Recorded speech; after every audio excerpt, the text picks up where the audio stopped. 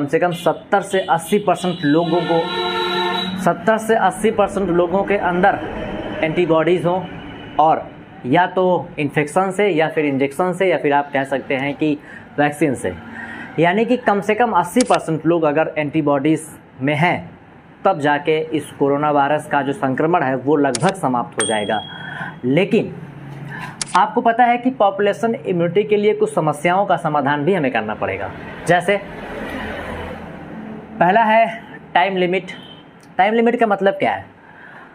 अगर आपको कोरोना हुआ और आप ठीक हो गए तो आपको पता है कि आपके शरीर में सिर्फ 6 से 8 महीने तक एंटीबॉडीज़ रहेंगी, उसके बाद नहीं रहेंगी। आगे वैक्सीन्स लगवाए हैं तो 5 से 6 महीने तक रहेगी। ये टाइम लिमिट है, यानी कि कम समय है आपके पास। इसके बाद सरकार क्या करेगी हमें उसके बारे में नहीं पता, लेकिन मुझे लगता है इसके बाद फिर एक बार वैक्सीन लगाया जाएगा। अब इसके बाद हो क्या सकता है, थर्ड वेव आ सकती है, क्योंकि इस समय सबका वैक्सीन लगाया जा रहा है, सब लोग लगवा रहे हैं। आने वाले 8 से 9-10 महीने बाद हालात फिर ऐसी हो जाएगी, वैक्सीन से सब लोग, यानी कि एंटीबॉडीज सबके शरीर से ख़त्म हो जाएगी। अब उसके अनुसार क्या होगा, मैंने बताया था ना कि आप चेक करवा लेंगे, टेस्ट करवाने का फ़ायदा ये हुआ कि अगर आपको एंटीबॉडीज़ आपका शरीर बना लिया है पहले से, तो इसका मतलब आप बिना वैक्सीन्स के ही रह सकते हैं 6 से 8 महीने तक, कोई दिक्कत नहीं होगी आपको। अगर नहीं है तो आप लगवाइए ज़रूर। और थर्ड वेव आ सकती है, क्योंकि इतने समय बाद अगर वैक्सीन फिर से नहीं लगाई गई तो थर्ड वेव आना संभव है और घातक भी हो सकती है। न्यू वेरिएंट का बड़ा नाम रहा है इस समय, क्योंकि हमेशा से हम इस अनुसार के, यानी जैसे कह दिए ना कि लगभग 80% लोग अगर एंटीबॉडीज़ बना लिए तो हम कह देंगे कि ये हो गया पॉपुलेशन इम्यूनिटी। इसमें एक प्रॉब्लम ये भी है कि अभी ब्राज़ील के एक शहर में देखा गया था कि पिछले वर्ष बड़ी भयानक मौतें हुई थी और लगभग वहाँ पे 60 से 65% लोग संक्रमित हुए और मौतें बहुत हुई। तो लोगों का अनुमान था कि अगर इस बार कोरोना वायरस आएगा तो इतने लोग तो बचे ही रहेंगे, लेकिन इस बार आया तो उससे भी भयानक आया, जिससे कुछ साइंटिस्ट ने देखा और सबसे पहले जापान ने ये बताया कि डबल म्यूटेंट, यानी कि आप कह सकते हैं कि नया वेरिएंट आ गया है उसका। नया वेरिएंट कहने का मतलब कई शहरों, कई देशों में और भी तरीके से रहा। जैसे इटली में पिछली बार अधिक मौतें हुई, अधिक लोग संक्रमित हुए। अमेरिका में, ये सब जो है वो विकसित देश है, यहाँ पे वृद्धों की संख्या कम है। हमारे यहाँ 60 से अधिक % लोग सिर्फ 10% हैं, और यहाँ पे अधिक, यानी कि लगभग 30-33% लोग जो वृद्ध अवस्था में 60 से ऊपर की अवस्था में पाए जाते हैं, इसलिए यहाँ पे अधिक मौतें हुई। अब की बार फिर अधिक मौतें हुई भारत में। महाराष्ट्र में भी वही चल रहा है कि जो पिछला वेरिएंट था वो अब की बार नहीं है, कुछ नया हो गया, यानी कि जो कोरोना वायरस है उसकी फ़ोटोकॉपी आ गई, नया वाला आ गया।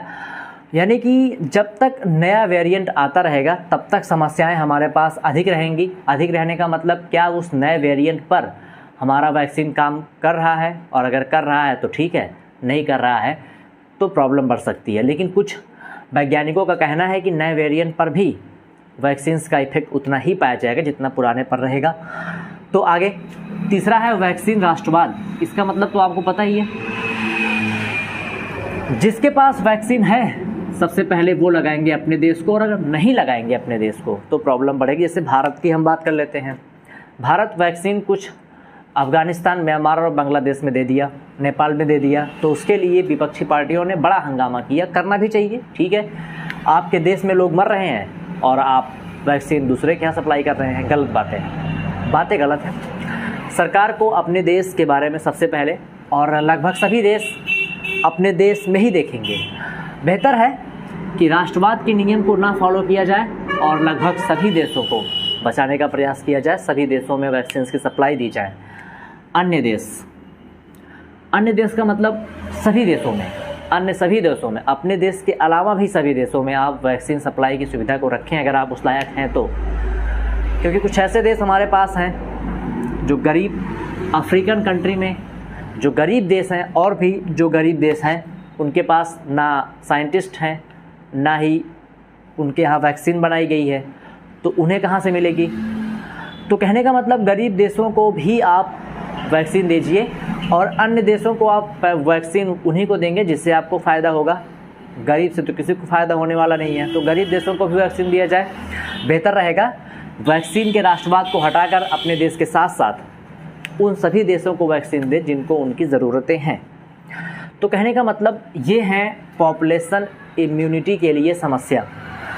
टाइम कम है, इसके बाद फिर से आ सकता है, नया नया वेरिएंट आ रहा है जिसे कारगर यानी कि दवाओं काम करने बंद कर दे रही हैं। वैक्सीन्स के इफ़ेक्ट को देखा जा रहा है। अभी कुछ लोग कह रहे हैं कि ठीक है, डॉक्टर्स कह रहे हैं वैक्सीन्स काम कर रही हैं, और राष्ट्रवाद के मुद्दे को हटाकर कम से कम अन्य देशों को भी वैक्सीन्स की सुविधा WHO करवाए। WHO का मुहिम चल रहा है, लेकिन WHO की बात कौन सुनेगा। सब लोग पहले अपने देश के बारे में देखेंगे, और बेहतर भी है अपने देश के बारे में लोग पहले सोचते हैं, अन्य देशों के बारे में सोचें, क्योंकि अपने देश का वैक्सीनेशन पूरा करने से हम बच नहीं सकते जब तक पूरे देश में कंट्रोल नहीं होगा, क्योंकि आवागमन शुरू होने के बाद फिर वैसी स्थिति हमारी हो जाएगी जैसे अभी इस समय चल रही है। तो बेहतर है कि अपने देश के साथ साथ उन सभी देशों को आप वैक्सीन्स दें जिसको देने के लायक हैं।